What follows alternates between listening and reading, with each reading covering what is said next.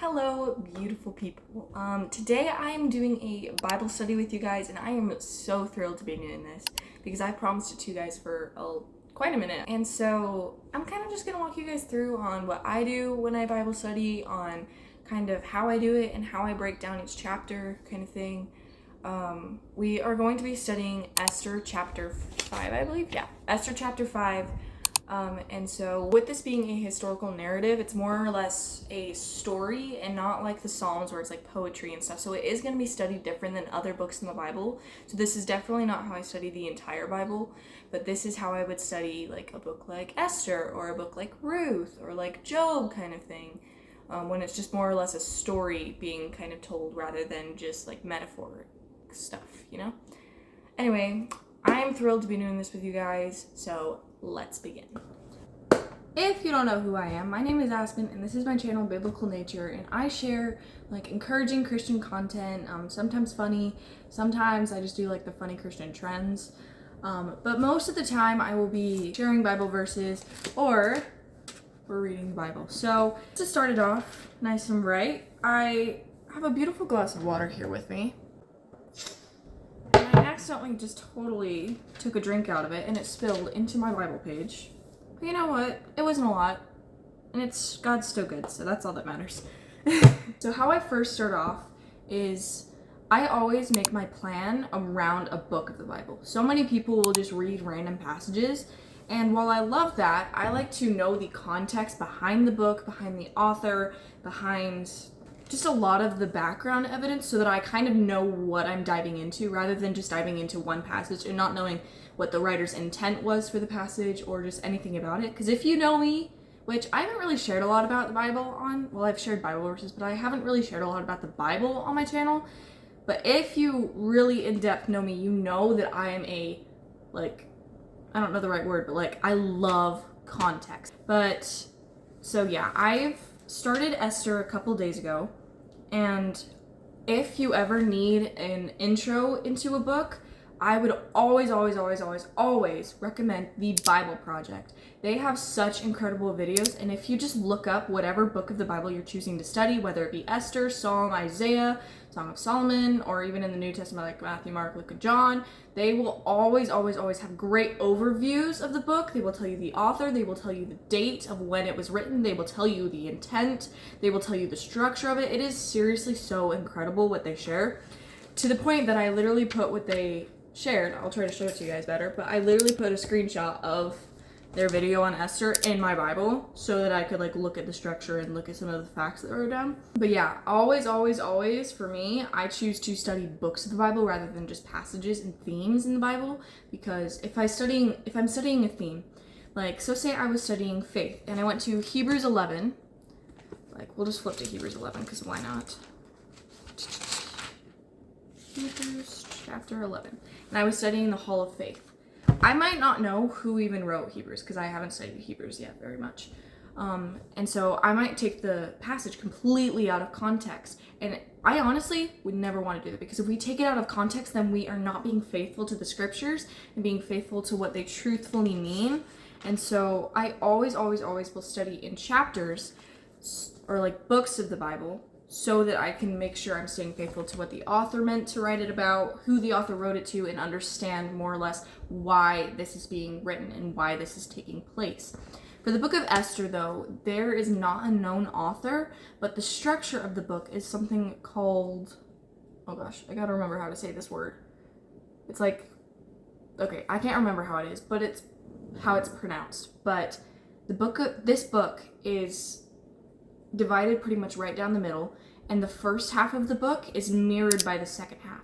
So in the first and second chapter, it's talking about the king of Persia and his greatness, and then it ends the book with Mordecai and his greatness. And then in chapter 3, it talks about Haman's exaltation, or how Haman was exalted. And then chapter 8 talks about how Mordecai was exalted. And so it's mirrored throughout this entire book, and it is so beautiful. And that's why I put the Bible Projects thing in here, because then you can see how the first part of the story goes and how it's mirrored by the second part of the story. And so if you haven't started studying Esther ever, I will tell you that that's the structure of it. And the key theme of this book is the invitation to hope and trust in God even when he's not seen. Because if you don't know, in the book of Esther, God's name is not mentioned even once. But that is because the reader is supposed to look for God's work throughout the natural to glorify God in the supernatural. At least that's what I wrote down. So if you don't know the basic overview of this book, there's a king, King Ahasuerus, or in my Bible it labels him as King Xerxes, which it can be both ways because Ahasuerus was his Hebrew name, but they lived in Persia, and so in Greek his name was Xerxes, and that's the name that they mostly used in my Bible. And he was the king of Persia. He wasn't really, he was not a Jew. He was not like a person we want to take model off of. He was very into drunkenness and sex and all of those very worldly things.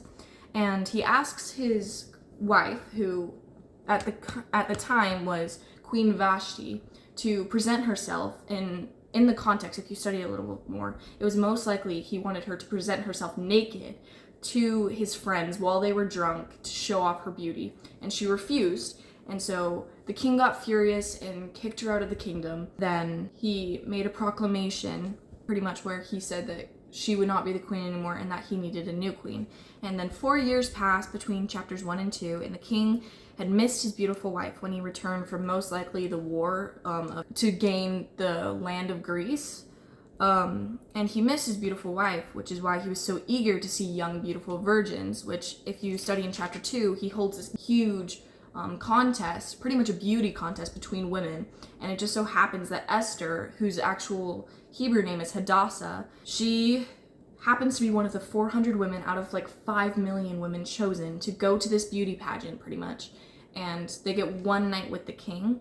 And the king, one of his eunuchs, he's in charge of Esther, finds favor with Esther. So of course that is off to a great start. It's God's hand on her. And if you don't know, Esther is a Jew, and so she does follow the law, but she had to hide her identity because after this is right around after the Jews in Jerusalem was taken down. And so some of the Jews had already gone back to Jerusalem to start rebuilding the temple and the city.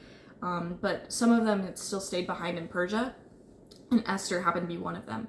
And Esther had her cousin Mordecai. He's an important part of this story, but we'll talk about him in a minute. Anyway, Esther is chosen to be queen because she finds favor also among the eyes of the king.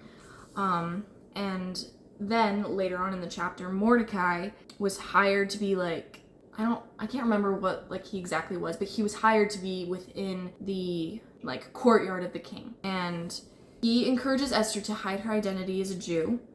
And I'll read the exact verse. It's verse 20 in chapter 2, and it says, "But Esther had to keep secret her family background and nationality, just as Mordecai had told her to. For she continued to follow Mordecai's instructions as she had done when he was bringing her up, because he adopted her, because she was indeed an orphan, because both of her parents died." And while Mordecai was sitting amongst the king's courtyard and at the king's gate, he heard two officers plot about killing the king, and he told Queen Esther because they were close, and then Esther told the king and the king's people, and then they found out to be true, and so they had the two people persecuted. And while the credit was not given to Mordecai at that time, it was recorded in the book of Chronicles in the presence of the king, so it was recorded down. And then in chapter 3 it introduces us to Haman, who is this really, really nasty guy. And he's an Agagite, which I have so much study on what an Agagite is. It's all right there. But pretty much they had history of being enemies of the Jews. And pretty much that's the basic summary, because I'm not going to go into full details on all of my studies throughout that chapter. I'm just doing an overview real quick so that we can get into how I would study the next chapter. He was pretty much given a higher role. Nobody knows why. I haven't studied why yet, but he was given a higher role, and so all of the people were called down to bow before him, and Mordecai would not kneel down because he knew that, in Exodus, I can't remember what verse, but it's Exodus 20, chapter 20? I don't know. I'm not sure. but it's where it says, "You shall not bow before any other gods but me." And it's God talking. And Mordecai knew that, so he chose not to bow down by revealing his role as a Jew. And Haman was furious about this, and so he made this plan to kill the Jews, and he told the king, but he withheld most of the information. He's like, "Hey, there's this people, they're diverse throughout the land, and they don't follow your laws, so can I kill them?" kind of thing. And the king gave him his signet ring, which is pretty much saying, like, he approved. And he's like, "You know what, actually, you can keep the money," because Haman promised him money. He's like, "You know what, keep the money, just deal with them what you please." The king was most likely drunk, and he just probably wasn't paying attention.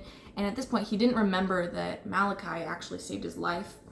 As I said, he wasn't given the credit he was due.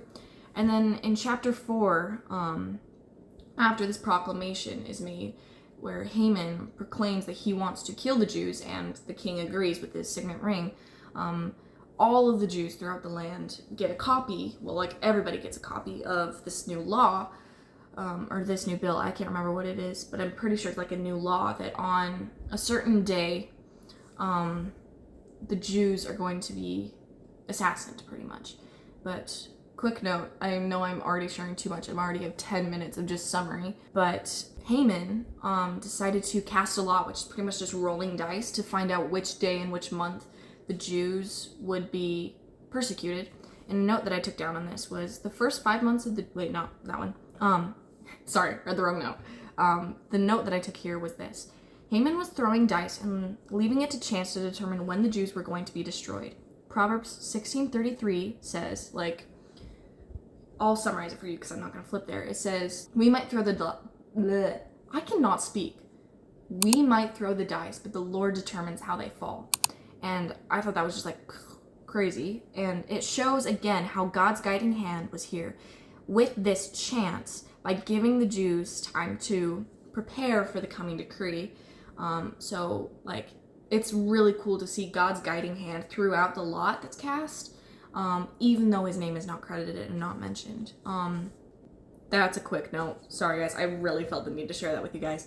And then chapter 4 goes into how, like, all of the Jews are grieving, and they put on sackcloth and ashes to, like, mourn, and I can't remember the exact word, but, like, they were wailing and weeping. And Esther did not know of this proclamation yet. This is what I studied last night. Esther did not know of this proclamation yet. And so Mordecai, when he's in the courtyard, he tells her kind of thing, and he, like, sends these letters to her. And this is probably the most memorized part of Esther. And they're, like, sending letters back to each other, because back then, when you were in sackcloth and ashes, you were not allowed to be in the presence of, like, the king's court kind of thing. So when I said that he was in the presence, that he told Esther, I was wrong. He sent letters to her. There's the correction that I needed. And so they were sending letters, and then this is where Mordecai's convincing Esther, like, "Hey, you need to go before the king and stand justice." And Esther's like, "But I could be persecuted." And this is Mordecai's exact words in a letter to her. "For if you remain silent at this time, relief and deliverance for the Jews will arise from another place, but you and your father's family will perish. And who knows but that you have come to this royal position for such a time as this." This is such a quoted part of the Bible. So many people put this on, like, coffee mugs and, like, shirts and stuff. But this is where it's showing that Mordecai trusted God's faithfulness, rather than just Esther's. But he is telling Esther that regardless of if you don't go through with this, you will most likely perish too, because you are a Jew, and you will not be pardoned from this just because you are the king's wife. And then it goes on to her choosing to be faithful. I could go so into this. I took, like, such in-depth notes right here. But she's like, "Okay, I understand. If I perish, I perish." And she pretty much tells all of these people to prepare for this thing that she's about to do by fasting and praying for her. And then she decides that she's going to go and present herself before the king. And that's where the summary ends off. We are actually going to go in depth and study this book. So we are studying chapter 5, and I just summarized chapters 1 through 4 for you guys. And so, yeah, we're going to go into chapter 5. I might put some papers in my Bible and show you guys how I, like, tape things in or, like, glue things into the inside seam. And yeah, I'm really enjoying this. I'm really enjoying doing this Bible study with you guys. I'm probably gonna do more of these now. Like, this is so fun. Anyway, first of all, what I'm always gonna do, now that I've kind of summarized everything, I would encourage you to read with me chapter 5. If you haven't read chapters 1 through 4, of course you can pause the video and read here. Or you can just base it off of the summary that I gave you, but there is so much juice to study in those past passages. But we are now going to study chapter 5.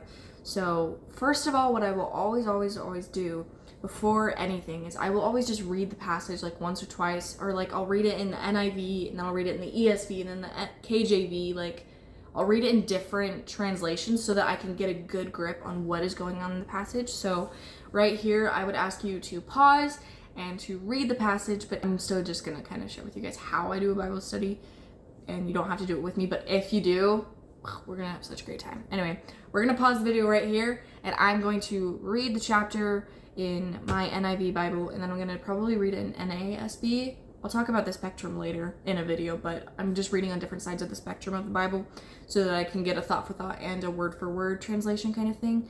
And yeah, let's get into reading.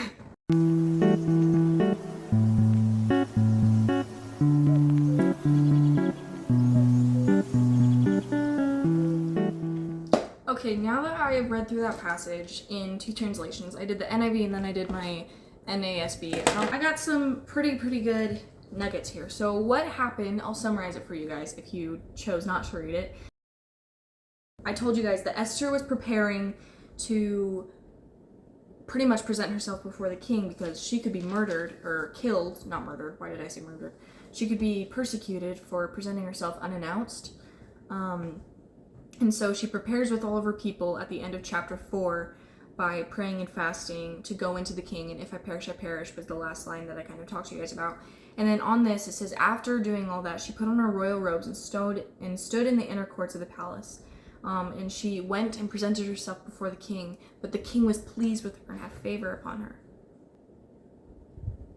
And then she asks the king to have this banquet with her, him, and Haman. That's a lot of H's. So they have this banquet, and the king asks her, what's wrong? Like, what's your petition? Ask and it will be given to you. And then something that, like, I have a deep question about that we're going to study is every time, like, he says that kind of thing, he always ends it with, even up to half the kingdom, and it will be granted. And I kind of don't understand what that means, so I will show you what I do when I don't understand something.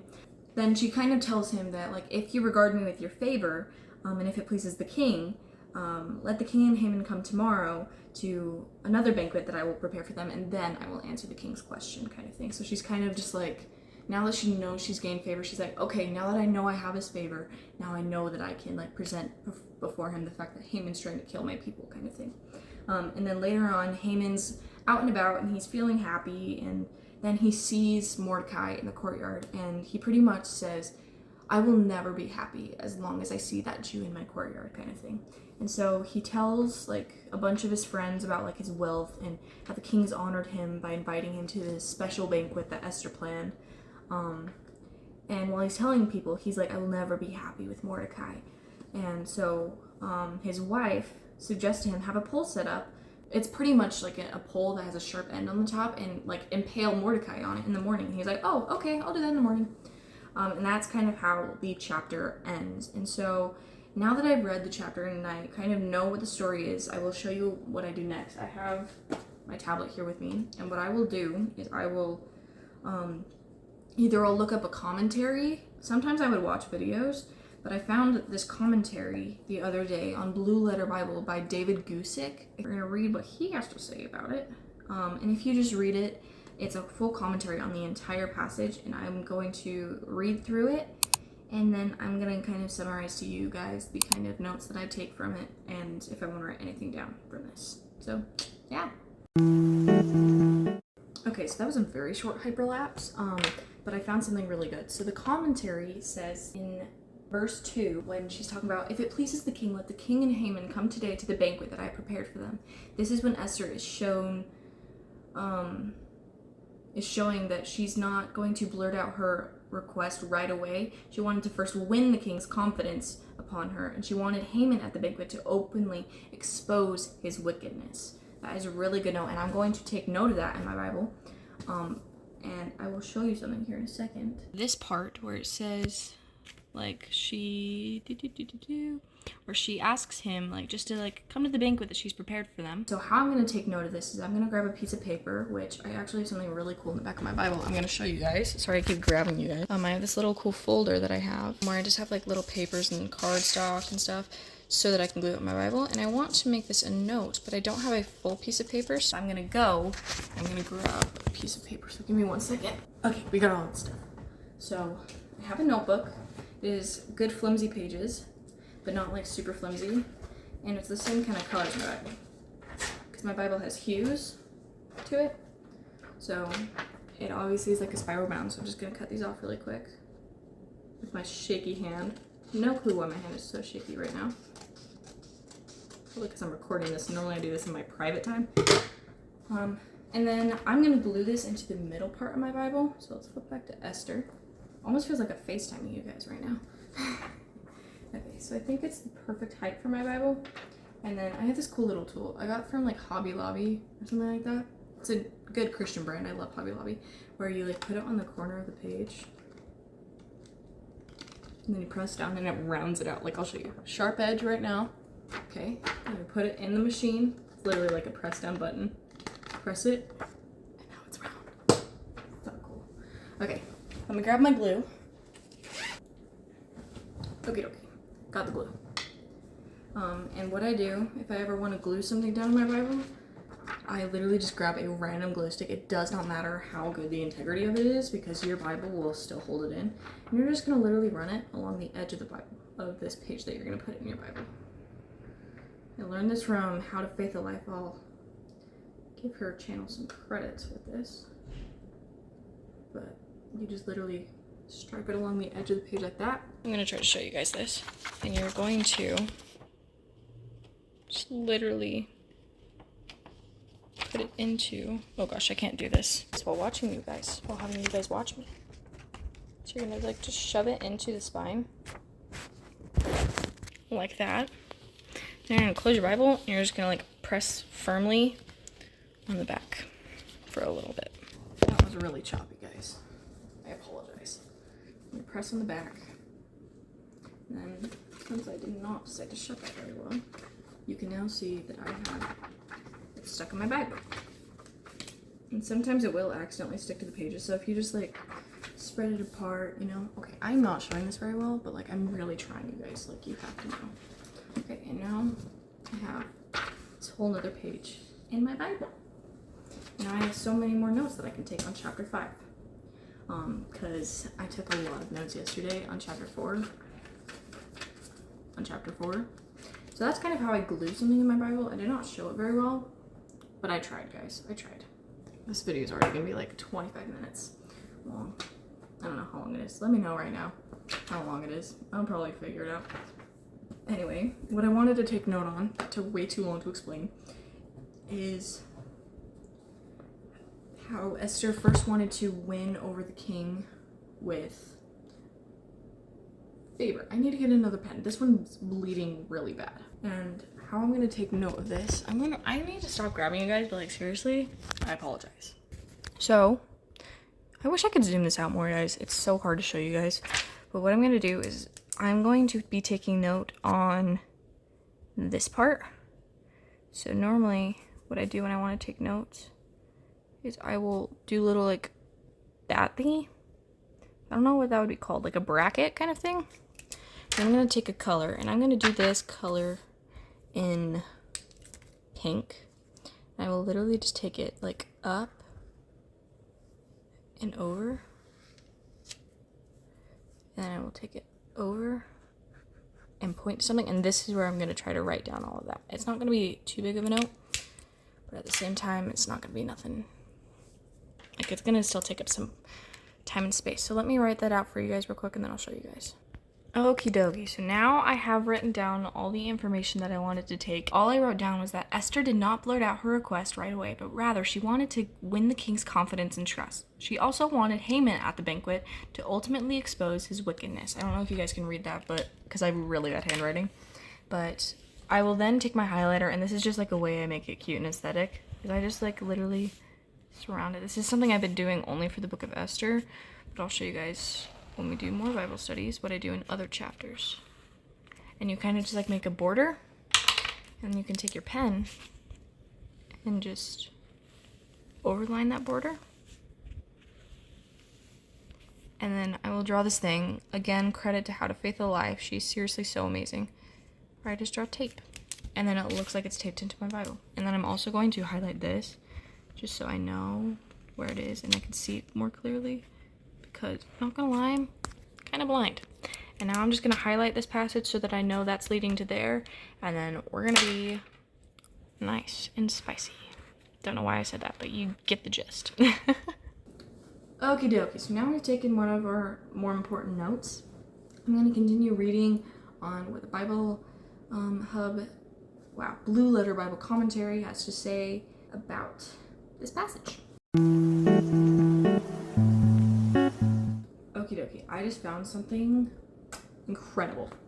So David Gusik, what he comments on is this part is when he's talking about Haman and how he was filled with rage and like how he was not happy about Mordecai. It's commenting on the beginning, on the entire verse 13. And what it says is that miserable Haman, honored by both the king and queen of Persia, but the disapproval of one man makes him feel worthless. This is an accurate description of how how empty the rewards of this world are. So I'm going to take another note of that, just like I did my last note in my Bible, and I'm going to show you guys here in like 1 second. Okay, so I took note on this part, and what I wrote down was this. Honored by both the king and queen of Persia, but the disapproval of one man makes him feel worthless. This goes to show how empty the rewards of this world actually are. And that's just another quick note, and I just drew an arrow to it, but at the very top you can see I did something different than this one. I just drew like 5 little dots, and then I like connect them with like a half C kind of thing. And it makes it kind of look like a spiral-bound notebook, and I really enjoyed that. So there's kind of another way to like draw something into your Bible, but yeah. So then I'm going to just continue to keep reading on this. If I find any more nuggets, I will tell you guys. But if not, that is kind of pretty much how I will do this part of my Bible study. And then I'm going to show you guys what I do next after I'm kind of done Bible studying and reviewing the passage.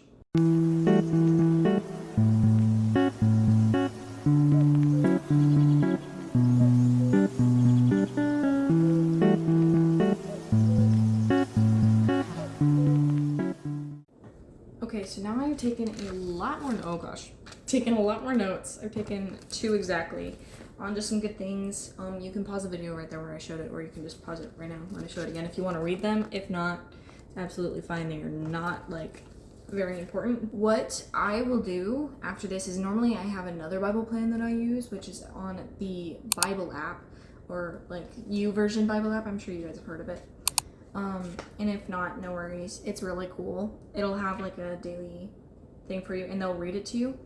And this one's kind of just like, it's a more surface level insight, but there still are some really good things. So I'll just listen to this one. I just look up the book of the Bible, and then it'll like take you day by day, each chapter kind of thing.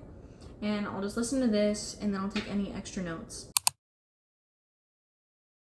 What I will do after this is I will look through all of my notes and see what can I, how can I apply this to my day-to-day life. And I'm not going to try to take it out of context and be like, oh, look, it says that I'm fearfully and wonderfully made. I'm going to take it out of context and only apply it to me. Like, no, we're not doing this to be selfish in the Bible. We are going to look at the correct context and look at like what happens in this chapter and how I can apply it to myself. So some of the notes that I took is how Esther did not blurt out her request right away, but rather she wanted to win the king's confidence and trust. And I feel like this can be really good to apply to us, because it can teach us that if we ever want to present a request before somebody, or like even tell them, like, not judgmentally, because we do not judge. God is the only righteous judge. But like, if you ever see somebody sinning, the Bible does tell us to tell them, hey, I notice that you're not doing the best with God. And sometimes it can be good to gain people's trust before we ever go before that. So I feel like this could be really good to apply to our lives, because we can be like, well, before we ever want to tell anybody something, we should learn to gain their trust first before we go and before we just blurt out our whole life story, if you get what I'm saying. So there's something I can apply to my life. Or how Haman, though he was honored by the queen and king of Persia, one man's disapproval makes him feel worthless. And this goes to show how empty the rewards of this world actually are. Sorry, I'm not speaking very good right now. But like, we can apply this by saying, like, we know that if we choose to put our value in what other people think of us or what other people act toward us, we will never be fulfilled. So we need to put our fulfillment into Jesus and into God, who says we are fearfully and wonderfully made, who will actually fulfill that void in our hearts, because we are made out of a yearning for God and we need him in our lives. And so that's another way we can apply that. And those are just a few examples. And then normally what I'll do, I don't have it with me. I actually do. Give me 1 second to grab it. I have a journal right here, and I have like a bunch and a bunch and a bunch of just like prayers that I've written in here. And so normally what I do, I just wrote some like nuggets down from the passage that I read, and I asked the Lord to help me to apply them to my life. But I like to write down my prayers. So normally I'll write down a prayer to God, or I'll just like sit right here and there, and I'll do it with you guys today, because why not? And I'll just pray about it, and then I'll ask the Lord to help apply it to my life. And then that's normally how I kind of end my Bible studies. You guys absolutely do not have to do this. Or if you guys know the SOAP method, it always ends in prayer, because it's scripture, observation, application, and prayer, as you see like SOAP. And I always end it in prayer. I sometimes do SOAP method on my Bible, but most of the time this is the kind of method I do. And so now I'm going to end us all in prayer, and then we're going to go on our way, because this is a really long video. But yeah, overview of how I do it.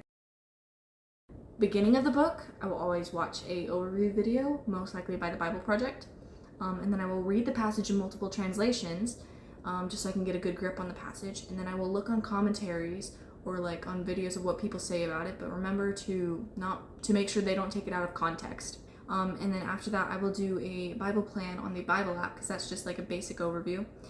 And then to end it, I normally will go over the notes that I've taken and go over how I can apply them to my life, kind of thing, and then I will end in prayer.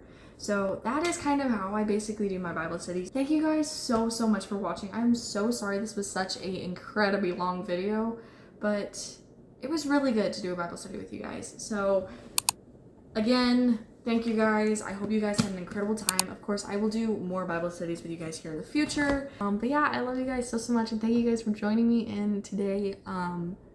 I love you guys. Have an incredible day. God bless.